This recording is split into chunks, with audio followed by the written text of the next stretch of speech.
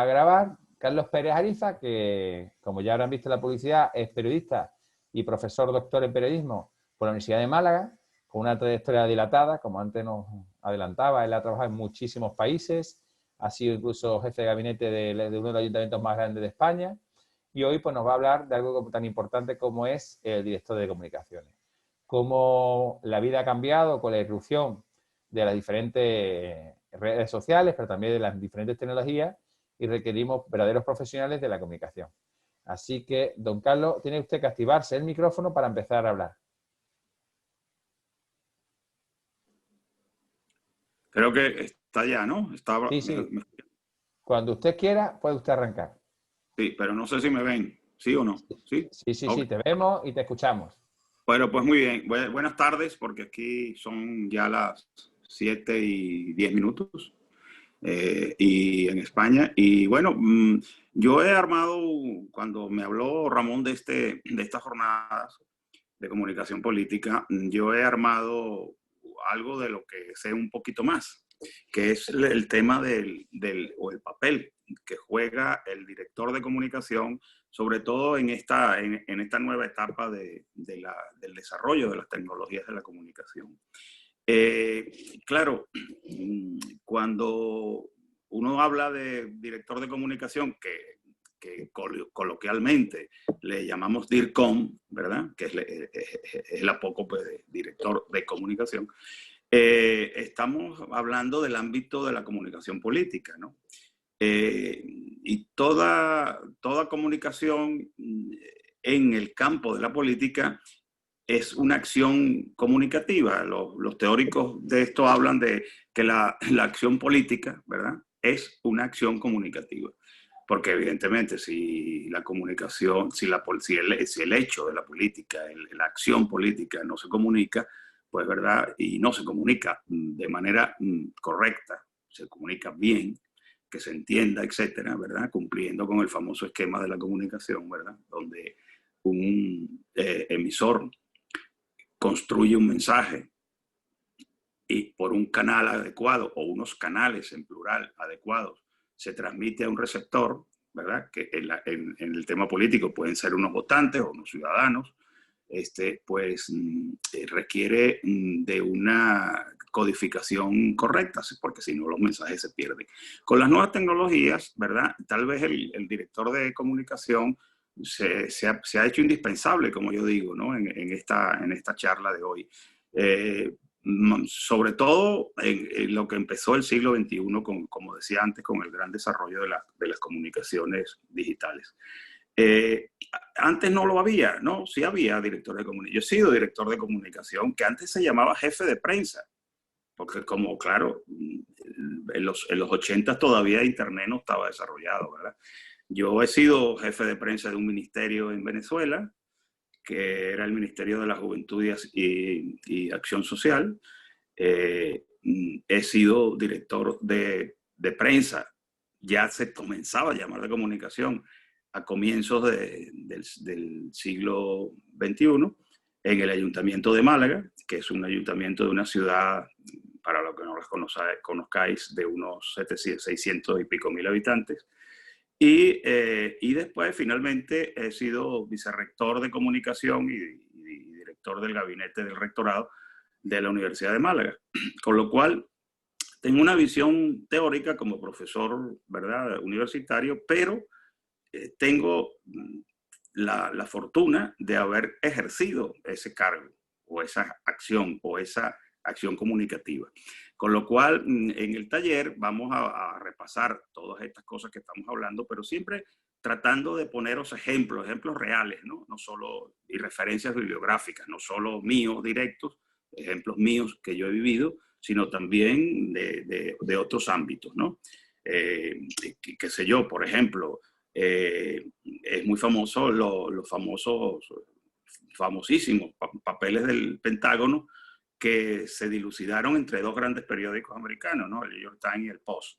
Y las relaciones que tiene un director de comunicación, en este caso era un periódico, eran dos periódicos, con las fuentes, cómo manejarlas.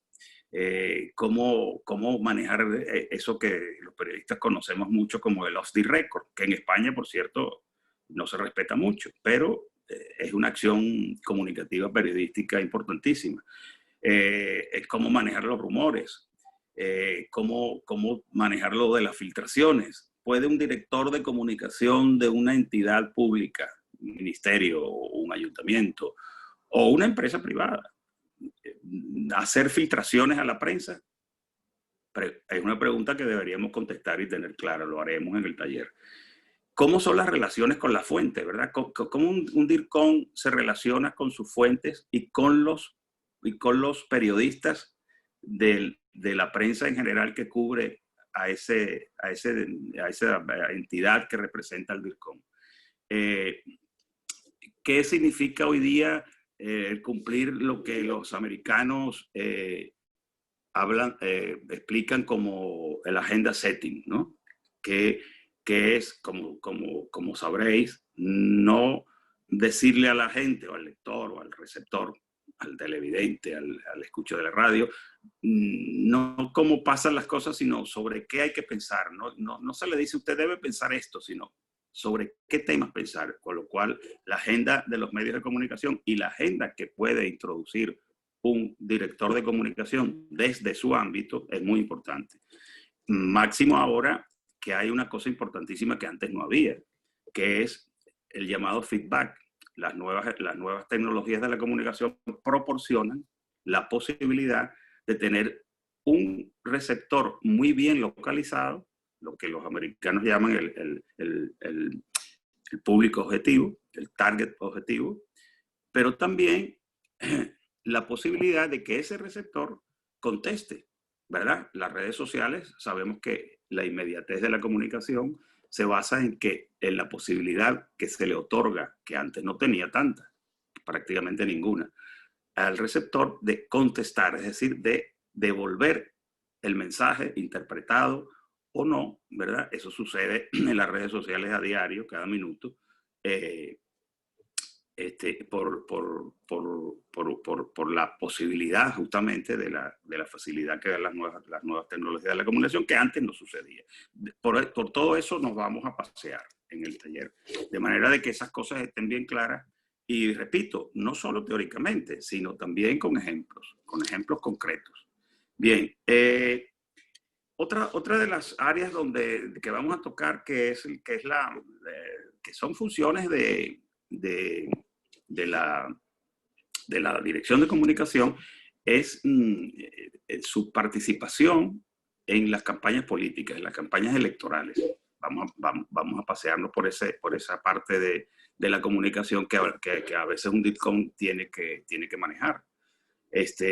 Pues vamos a hablar cómo se organizan los mensajes, los lemas, los eslogans, y cómo se construye el relato en relación íntima con el candidato en cuestión.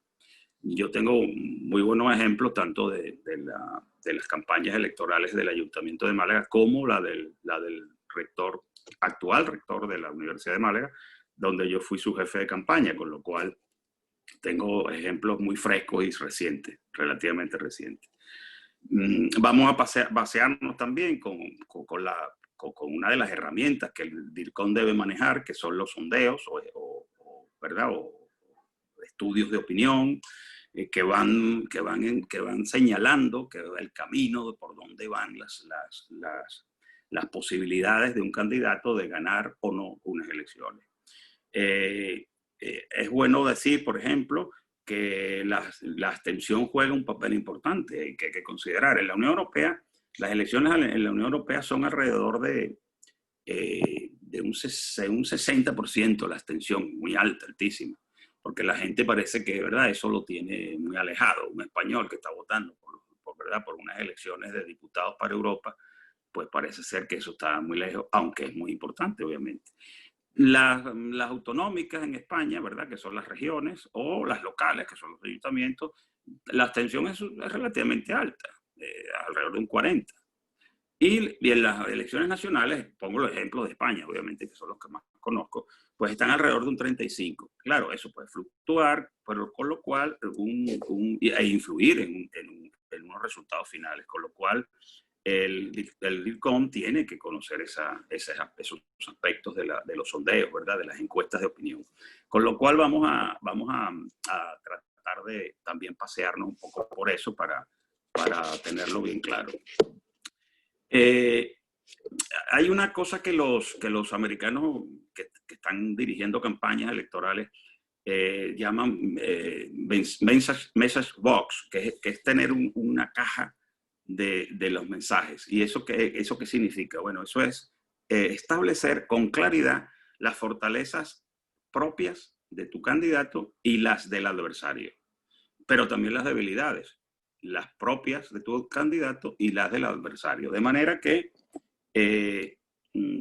te sirva para trazar el plan de la campaña, el plan de la estrategia de la campaña. Bien, después vamos a entrar directamente en cuáles son las tareas de un DIRCOM. ¿Qué hace? ¿Quién es? ¿Qué hace? ¿Y quién es un director de comunicación? Es un trabajo bastante amplio. Es decir, ¿por qué? Porque no solo está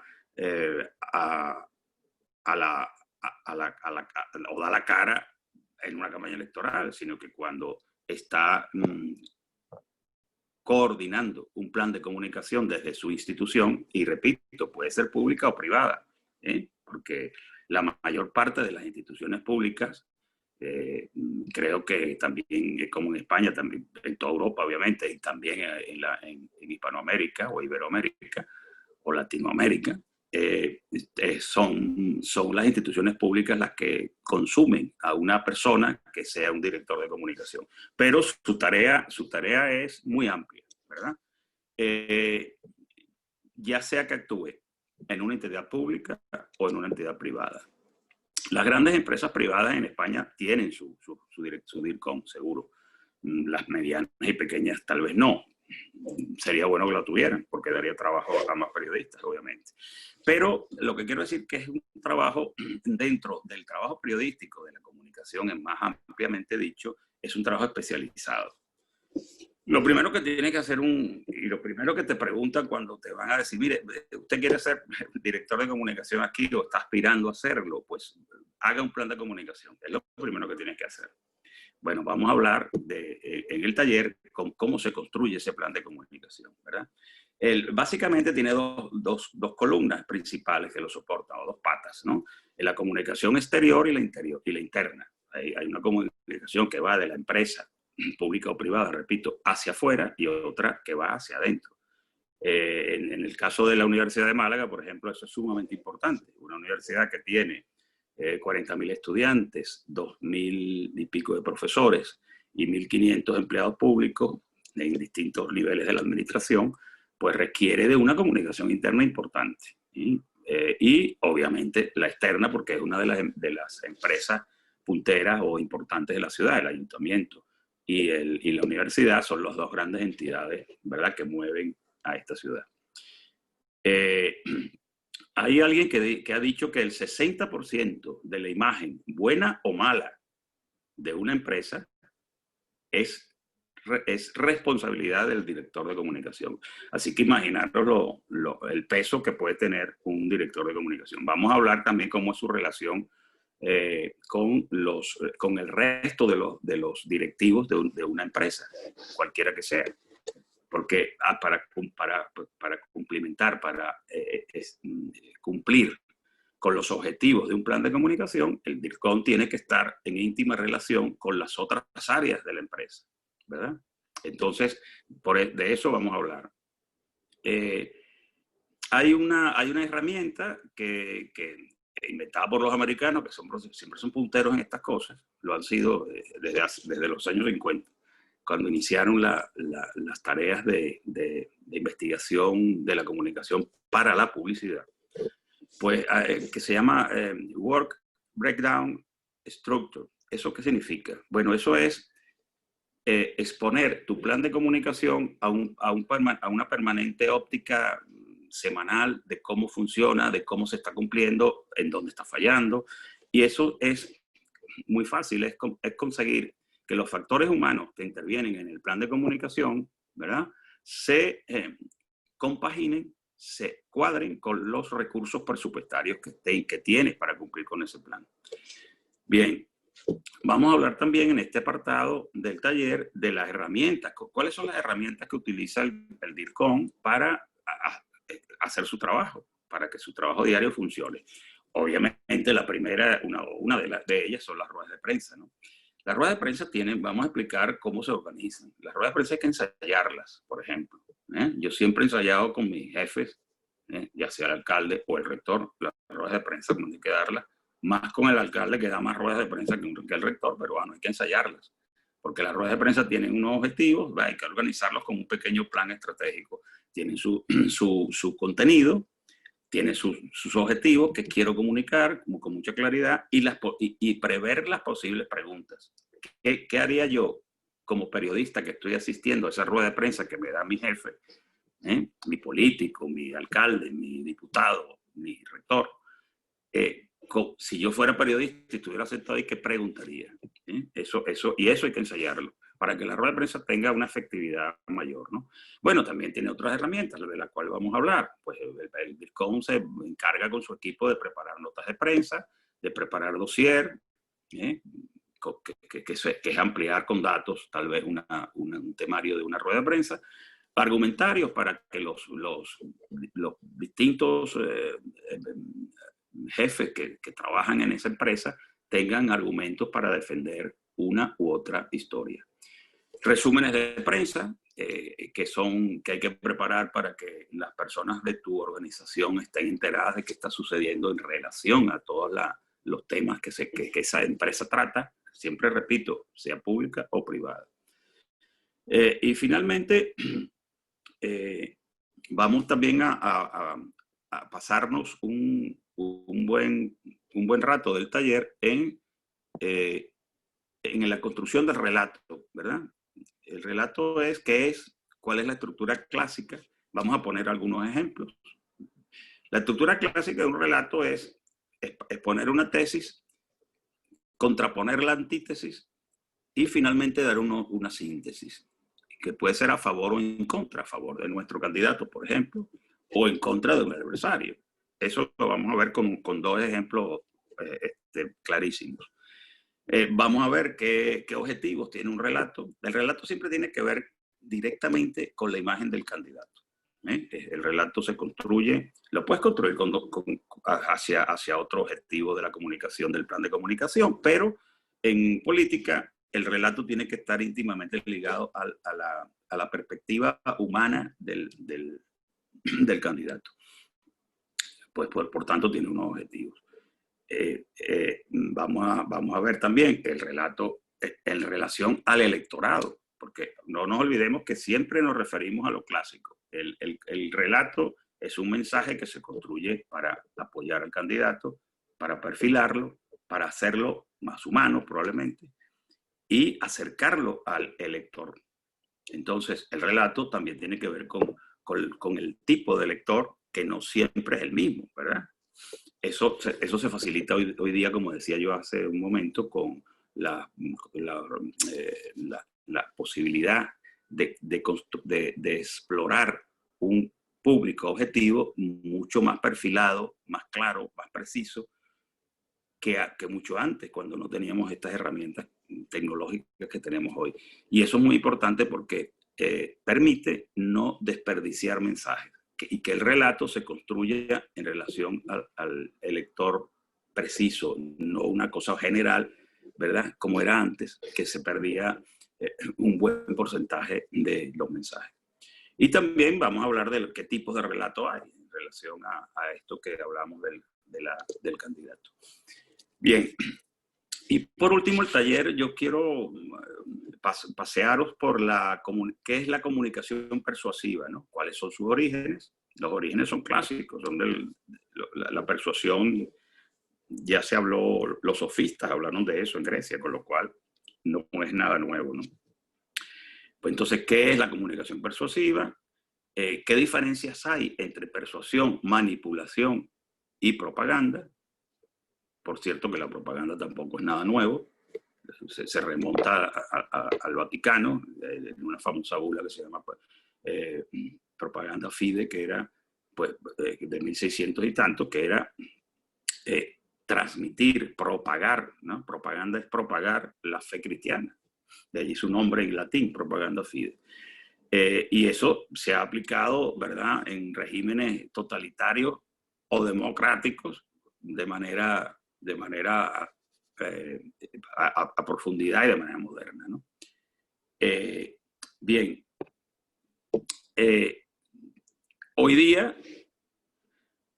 tenemos que hablar en este apartado de la democracia o los regímenes democráticos y la persuasión, ¿verdad? Porque muchas veces la persuasión se puede confundir con manipulación en regímenes totalitarios, ¿no? Y de eso tenemos ejemplos con la Alemania nazi, ¿verdad? Muy profundo, donde Goebbels, por ejemplo, inventó una persuasión manipuladora. Y no que lo inventó, sino que lo aplicaba con gran eficiencia, por cierto. Bien, después vamos a pasar también con ejemplos concretos sobre la persuasión global, ¿no? La persuasión hoy es global, está globalizada a través de las redes sociales y de la instantaneidad que marca las redes sociales. La persuasión se ha globalizado, como casi todo lo que hoy tocamos, vemos y escuchamos. Nos vamos a pasear también, y que es muy importante, que no solo que el mensaje de un candidato y su relato estén bien construidos, sino que sean persuasivos, que lleguen, y no solo lleguen, sino que me convenzan para votar por esa persona, o me convenzan para saber que la empresa y el tema de la empresa que yo estoy defendiendo o exponiendo sea persuasivo y la gente se lo crea. Y no solo la gente se lo crea, sino que vaya y compre lo que yo le estoy diciendo o que vote por el candidato que yo estoy exponiendo.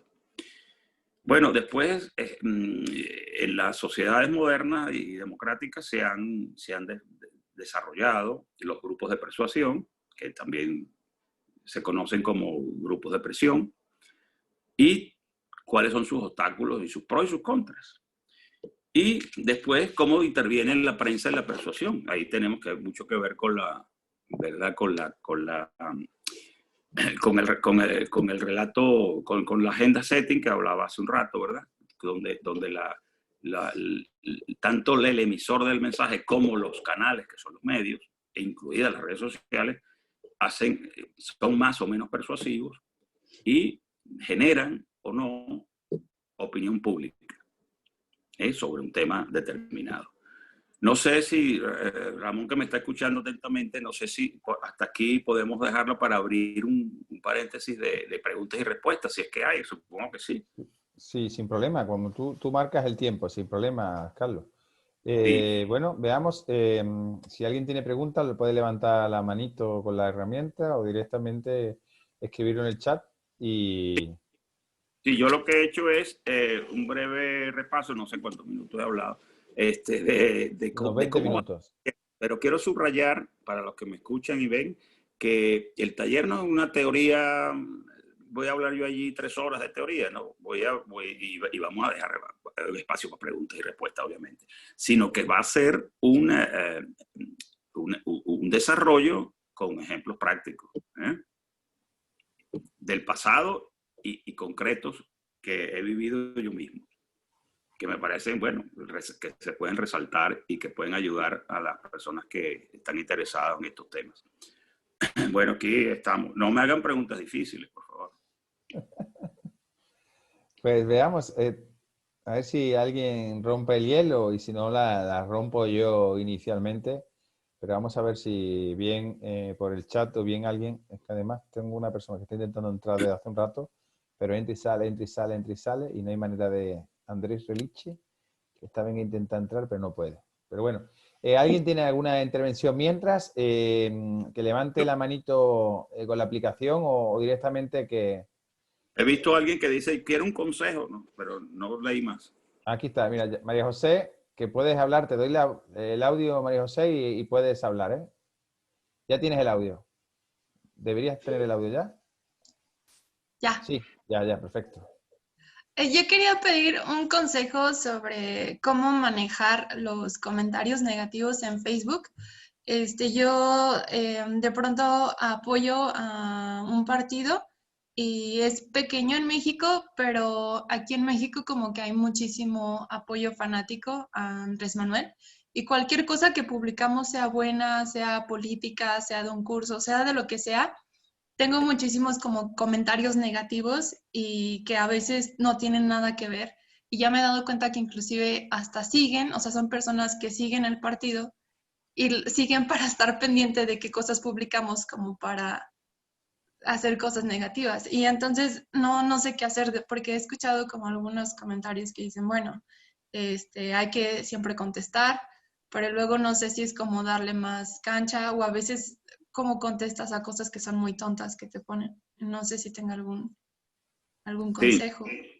sí, cómo no. Mira, vamos a comentarlo. Fíjate, ese es uno de los problemas difíciles de resolver de la prontitud, ¿no? De la comunicación vía redes sociales, ¿no? Porque no deja tiempo a la reflexión, sino que tú pones me gusta y alguien inmediatamente contesta, no, usted está equivocada porque no sé qué, no sé cuánto, y te hace un comentario violento incluso a veces, ¿no? Insultante en otras ocasiones. Pues mira, depende. Claro, probablemente habría que contestar dependiendo del tono en que te escriban o en que te hablen. Eso es lo primero que hay que ver. Porque lo que tú contestes va a tener otra respuesta seguramente inmediata, ¿no? Humberto Eco decía que este ágora, ¿no? En que se ha convertido el ágora romana o griega, pues era una cosa que, bueno, había 4 gatos hablando y, bueno, tenían cierta información correcta, más o menos correcta, ¿no?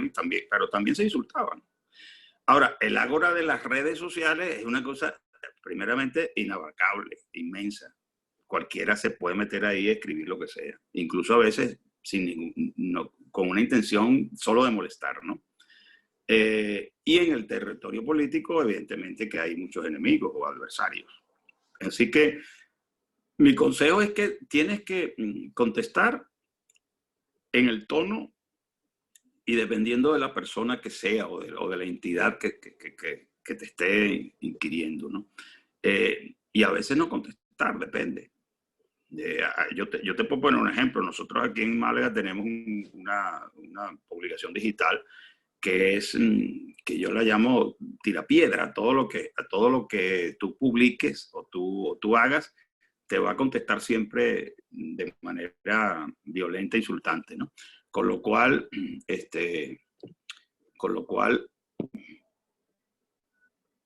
espera, yo no sé si, que se había ido.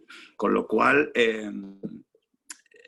yo a esa publicación, cuando había mucha polémica por algún tema, X, cualquiera, con la universidad, por ejemplo, que es el ejemplo que estoy poniendo, yo no le contestaba, porque cualquier respuesta siempre yo perdía. Y eso, bueno, se diluía finalmente en el tiempo, se diluía en el tiempo. Pero claro, hay veces que el consejo es difícil, porque hay veces que sí hay que contestar. Entonces, yo creo que el parámetro es ver quién hace quién te ataca y de qué manera. Y en ese mismo tono, contestarle o no. De todas maneras, podremos desarrollar esto en el taller con más detenimiento, si quieres. Muy bien, hay 2 preguntas más. Yo creo que María José quedó satisfecha, o por lo menos le quité al audio, pero te lo puedes poner en cualquier momento. Lourdes Gallardo preguntaba algo, lo preguntaba en privado, con el chat privado, lo paso a público. Lourdes, ¿tienes el audio? A ver si puedes entrar, Lourdes. Y si no, pues la leo yo. Y también Carola hacía otra pregunta. Vamos a darle audio también a Carola. Bueno, yo creo que Carola, más que una pregunta, es una reflexión, pero le vamos a dar audio tanto a Carola como a Lourdes para que ellas expresen sus preguntas. Claro, aquí estamos, venga. Carola y Lourdes. Muchas veces, ¿sabes qué pasa? Que yo digo, le damos audio y resulta que que muchos no tenemos configurado el audio, entonces no podemos hablar. Y por eso solo hacer la pregunta por el chat. Carola dice, bueno, la oímos. Mira, Carola, me parece muy acertado, profesor, lo que dice de no contestar en estos casos, de que solo están para atacar. No tengo audio, es un comentario y agradecimiento. Carola te agradece y dice que además esa es la táctica que aplicaban en Venezuela. Contratan a centenares de personas fanatizadas para que ataquen en redes sociales los partidos, organizaciones y medios que sean contrarios o críticos. Sí. Y bueno, eso decía que no tenía audio Carola. Y luego Lourdes Gallardo, que no sé si ya está o no con audio. Bueno, Carola ya tiene audio, no sé si quiere decir algo, Carola. Si no me escuchan, probablemente porque este audio debe estar dañado. ¿O me escuchan? ¿Aló? Se te escucha flojito, pero se te escucha. Pues qué bueno, qué maravilla, porque hasta hace poquito este audio empezó, este micrófono estaba fallando. No, que muchísimas gracias por esa reflexión, profesor, bien interesante. Pues, eso que dice usted es importantísimo medir. Yo, pues, en Venezuela estuve en una época llevando una organización de la sociedad civil, que era una organización, pues, que promovía pues, obviamente la defensa de la libertad, el libre mercado, la propiedad privada, y bueno, el respeto justamente a la propiedad privada, que en Venezuela fue tan irrespetado. Y a nosotros, pues, en la organización nos tocaba muchísimo, igual que en los últimos medios en los que me ha tocado llevar toda la parte de social media, nos atacaba muchísimo, y el fenómeno que descubrimos, por una vez que estaba en otra organización también, es que efectivamente eran, pero centenares de personas que no eran bots, sino personas que estaban contratadas exclusivamente para ese tipo de cosas, y ya llegó un punto que efectivamente llegamos a la conclusión que usted acaba de decir, profesor, hay que ver y revisar y decidir no contestar, porque se perdía el tiempo, lamentablemente, cuando estábamos contestando seguía unos patrones y que no era real, o sea, no estaban aportando al diálogo, digamos, al diálogo en la opinión pública, sino que simplemente estaban creados para generar molestia y caos contra partidos políticos, contra medios de comunicación y contra periodistas determinados. Entonces, efectivamente, esa recomendación suya es, pues, la que nosotros en algún momento tomamos la decisión de acatarla, y fue la más acertada, eso de no contestar cuando ya era demasiado el nivel de ataque, y veíamos que era claramente gente que estaba puesta para ese tipo de actividades. Me imagino que en México, como comenta María José, en México se va a estar, pues, replicando ese fenómeno, pues, que lamentablemente vivimos en Venezuela. Sí, yo podría agregar que se me escucha, ¿verdad? Sí. No, pues, debería agregar tal vez que, bueno, primero que esos pueden ser ataques robotizados, ¿no? Que a lo mejor no es ni una persona en concreto o una agrupación en concreto, y que también la gente, cuando lee las cosas que están escritas o escucha un audio por las redes sociales, interpreta a veces otra cosa de la que uno ha dicho o ha escrito, una cosa distinta, o interpreta lo que le parece, con lo cual se tergiversa también en los ataques o las respuestas, ¿no? Y yo creo que hay que ser comedido, hay que tener cuidado con lo que ha dicho antes, ¿no? Y contestar o no, dependiendo de esos factores, ¿no? Mira, Carlos, Lourdes no puede intervenir porque no tiene micro. Preguntaba, ¿cómo se logra que un funcionario entienda que no debe replicar a todo lo que se diga sobre ellos? Bueno, yo en donde estaba como director de comunicación, internamente me he hecho muy antipático, porque he recomendado, no prohibido, pero he recomendado que las informaciones, o sea, las declaraciones a exterior, ¿verdad? Al exterior, a los medios, sean consultadas con el director de comunicación, y no todo el mundo, ¿verdad? No todas las personas puedan ser portavoces o voceros de esa entidad, porque es que si no, el plan de comunicación se hace imposible de controlar. Eso suena muy mal o cae muy mal, pero es que no hay otra manera. Yo en la universidad, por ejemplo, obviamente el rector declaraba, pero los vicerrectores todos, y eran unos cuantos, eran 15, tenían la instrucción mía de cuando un periodista los abordara, hablaran primero conmigo para coordinar un poco, ¿no? Finalmente el vicerrector declaraba, pero siempre coordinados de manera tal que hubiese una coherencia en el mensaje y en la comunicación, porque si no, seguro que te metías en algún problema. Muy bien. Mira, otra pregunta más que nos llega de parte de el live stream. A saber, muchas veces nos pasa que nos cambiamos el nombre. Dice, ¿es positivo que tu director de comunicaciones no sea también tu vocero? Es decir, la persona que tiene manejo diario con el candidato y la prensa, que conoce tu agenda y tus posiciones, ¿sea una persona diferente a la que habla en tu nombre? Él no tiene audio, por lo tanto no puede hablar. O ella. Pero me escucha, ¿no? Sí, no, te escucha todo el mundo y te ve No, todo el mundo. vamos a ver, el portavoz o el portavoz o vocero de una institución debe ser la máxima autoridad de la institución. Ahora bien, vemos en los gobiernos que el presidente, por ejemplo, del gobierno de España nombra a uno de sus ministros como portavoz, ¿no? Y es el representante del Consejo de Ministros y es el que se enfrenta a la prensa y declara las cosas que hay que declarar después de cada Consejo de Ministros, por ejemplo. En las instituciones donde yo he funcionado como director de comunicación, obviamente que yo he dado declaraciones a la prensa muchas veces, pero siempre el portavoz oficial ha sido el máximo representante de la institución, ¿no? ¿Por qué? Bueno, porque yo creo que el peso informativo tiene más valor, ¿verdad? Más peso, valga la redundancia, si da la declaración el alcalde, el rector o un vicerrector, que si la doy yo.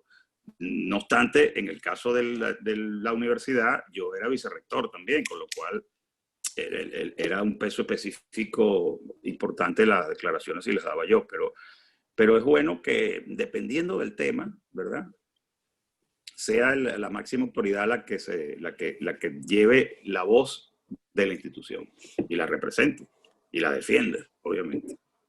Pero no quiere decir que el director de comunicación esté excluido o esté apartado, ¿no? Tiene que tener una relación fluida. De eso vamos a hablar en el taller. ¿Cómo es la relación con la prensa, con la prensa en general, y el director de comunicación, que está a varios niveles? Tú tienes que tener mucho contacto diario con el periodista que cubre la fuente, sí, pero también con el jefe de redacción, o el redactor jefe, y con el director del medio. Pero relación fluida, de manera tal que a esos tres niveles, acordaros que los periódicos o los medios de comunicación funcionan como un cuartel. Hay unos jefes intermedios y unos soldados. Y hay que tener relación con todos, ¿verdad? ¿Por qué? Bueno, porque cada uno tiene su función dentro del medio y el director de comunicación está obligado a tener una comunicación fluida y diaria, diría yo, con todos los niveles o estamentos de un medio de comunicación. Por lo tanto, se convierte también en un portavoz, obviamente. Muy bien, Carlos. ¿Alguna pregunta más? Porque yo creo que ya todas las personas que querían intervenir lo hicieron. No sé si hay alguien más que quiera intervenir de las últimas que se han incorporado, tal vez. Que de hecho hemos tenido un pequeño problema. Parece que no ha llegado todo el mundo el enlace de la charla de hoy a tiempo. O si no, bueno, pues si nadie tiene más intervenciones, una vez más agradecerle a Carlos Pérez Ariza su exposición. La verdad es que un lujo siempre tenerte como amigo y escuchar y aprender de todo tu conocimiento. Gracias a todas y todos por haber participado en este webinar y nos vemos, como decía al principio, del 19 al 30 de octubre en el campo intensivo virtual. De hecho, si no recuerdo mal, es el viernes en el horario de mañana en el que vamos a tener la clase taller de Carlos Pérez Ariza. Si no recuerdo mal, es de 10 a 1 en horario de México y de 5 a 8 en horario de España, exceptuando las Canarias. Así que, bueno, muchísimas gracias a todas y todos. No sé si, Carlos, tienes algunas palabras de despedida, si alguien tiene alguna cosa más, si no... Bueno, muchas gracias por soportar mi charla y os invito a que nos veamos el día 30, la hora de 5 a 8 horas de España, y ampliaremos todo esto que hemos hablado, ya repito otra vez, con ejemplos y y obviamente con preguntas y respuestas. Espero que haya mucha gente. Así que nos vemos pronto. Muy bien, pues muchísimas gracias a todas y todos. Cortamos entonces la retransmisión y nos vemos.